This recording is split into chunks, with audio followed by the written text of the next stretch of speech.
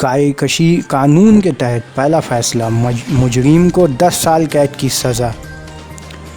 गाय और गाय की नस्ल के जानवरों को मारने पर उम्र कैद के इल्ज़ाम वाले कानून एनिमल प्रोटेक्शन 2017 के तहत रियासत के किसी अदालत के ज़रिए दिए गए फैसले के तहत आज राजकोट ज़िला के दोहाराजी की एक अदालत ने एक शख्स को 10 साल की सज़ा और 1 लाख जुर्माने की सज़ा सुनाई है। इस्तग़ासा के मुताबिक सलीम चादरा नाम के मुलजिम ने गाय का एक बछड़ा चुराया था और बाद में उसके कत्ल करने के बाद बिरयानी बनाकर उसने अपनी बेटी के घर आए मेहमान को दावत दी थी। इस मामले में सप्तना मोजाटी नामी शख्स ने मामला दर्ज कराया था। जांच के दौरान इल्ज़ाम को सच करार दिया गया। बेटी में जांच में बछड़े के कत्ल की बात साबित हो गई थी। अदालत ने सलीम को कसूरवार देते हुए आज ये फैसला सुनाई।